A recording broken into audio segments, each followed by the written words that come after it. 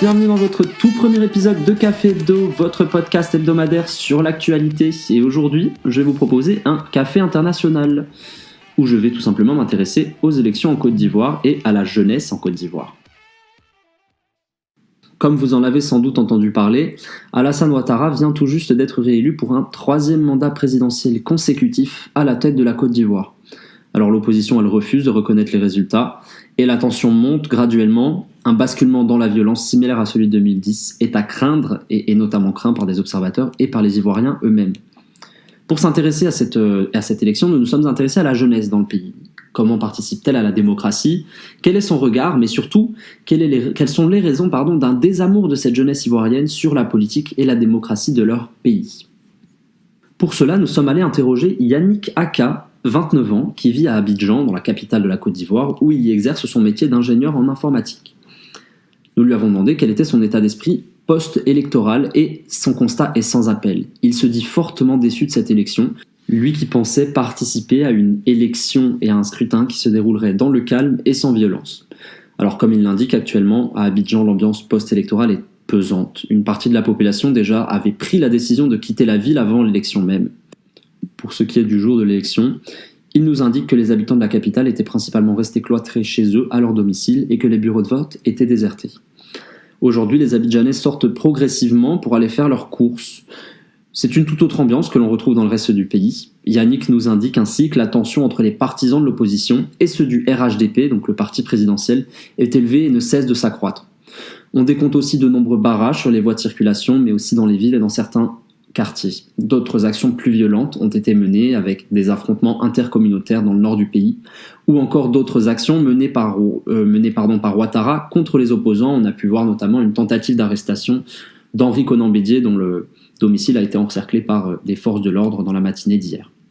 Yannick parle d'un climat sous haute tension, pesant, et il exprime ainsi la volonté du peuple, je cite, d'appeler au dialogue et de prier pour la paix.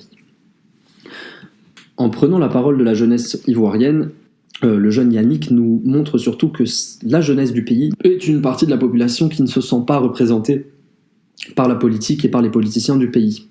Il se dit notamment peu surpris qu'Alassane Ouattara gagne cette élection. C'est même sur un ton cynique que les résultats ont été reçus par la majorité de la population, rigolant notamment face aux incohérences des chiffres publiés par la commission électorale indépendante.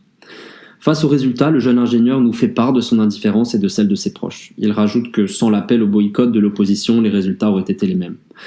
Pour Yannick, le politicien qu'il soutenait par exemple n'a même pas pu obtenir la validation de sa candidature, comme notamment pour 40 autres prétendants à la présidentielle. Il ne restait alors que les 4 candidats dont le dossier avait été validé au préalable. Ce que ces derniers ont proposé est en plus de cela en réalité très loin de ce que le peuple demande et de ce que cherche notamment la jeune population, puisque l'ingénieur nous indique qu'il recherche en réalité ce que les jeunes qui s'intéressent à la politique recherchent. Ce sont des politiciens proches du peuple et qui s'intéressent aux problèmes de ce dernier.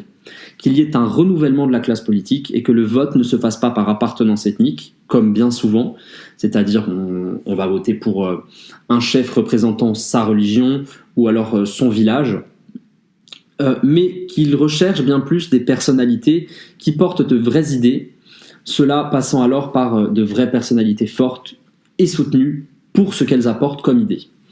C'est tant de demandes qui, pour l'instant, restent sans réponse, précise le jeune homme. Le spectre de Laurent Gbagbo régnant toujours, d'ailleurs, une transformation démocratique dans le pays semble pour l'instant assez impossible. Finalement, en fait, Yannick va nous dépeindre et nous décrire une jeunesse qui est sortie de l'enjeu politique, qui ne s'y intéresse plus parce qu'elle n'y croit plus. L'écart entre les politiciens et les jeunes du pays ne cesse de se creuser déjà. On a au-delà d'un écart générationnel avec des personnalités politiques qui sont toutes ou presque sexagénaires, quand on compare à une jeunesse d'une vingtaine d'années qui va forcément se sentir moins représentée par cette partie-là de la population. Mais ce que portent les politiciens n'intéresse plus la jeunesse non plus. La jeune population n'est pas intéressée par ce qu'ils proposent. Selon Yannick, je le cite, « La jeunesse aspire à mieux que ce qu'offrent les politiciens actuels, c'est-à-dire du clientélisme, de la corruption, des mensonges, des discours de division notamment.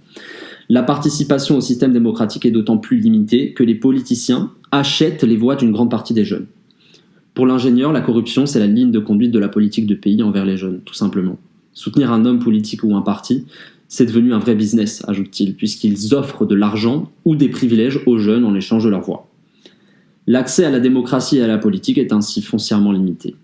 Au-delà de la corruption, exprimer son point de vue, c'est également devenu un réel danger, puisqu'on va notamment trouver des jeunes toujours engagés en politique dans le pays, qui vont principalement s'exprimer sur les réseaux sociaux.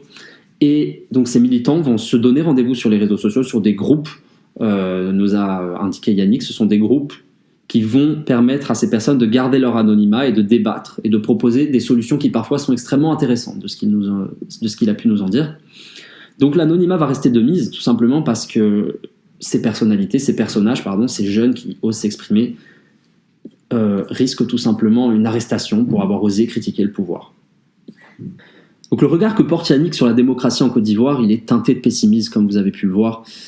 Il ne s'agit pas pour lui de parler d'évolution de la démocratie dans le pays, de parler d'un idéal vers lequel elle se dirigerait, puisque pour lui, ça induirait l'existence d'un système démocratique qui en Côte d'Ivoire n'existerait déjà tout simplement pas. Il nous donne comme exemple les fraudes et les autres scandales successifs qu'on a pu voir durant les élections présidentielles en Côte d'Ivoire depuis les années 90 notamment. Selon Yannick, le désintérêt total de la jeunesse dans le système démocratique du pays s'explique par ce manque d'enjeux dans l'élection présidentielle. La jeunesse ne s'intéresse plus à la politique de son pays. Elle tente par ailleurs, malgré tout, de construire son propre monde politique par le biais d'associations ou de personnalités montantes. On peut notamment nommer l'écrivain maintenant très connu, dont je vous conseille les ouvrages. Je vous parle de Armand Gans. Merci beaucoup d'avoir suivi ce premier podcast, ce premier Café Hebdo. Alors n'hésitez pas à donner des retours, à nous expliquer ce qui vous a moins plu, si c'est au niveau de la prise de son, si c'est au niveau de l'élocution. N'hésitez pas à nous faire des retours, on a besoin de ça. Et puis je vous remercie de nous avoir écoutés jusqu'au bout. Et puis je vous dis à la semaine prochaine pour un tout nouvel épisode de Café Hebdo.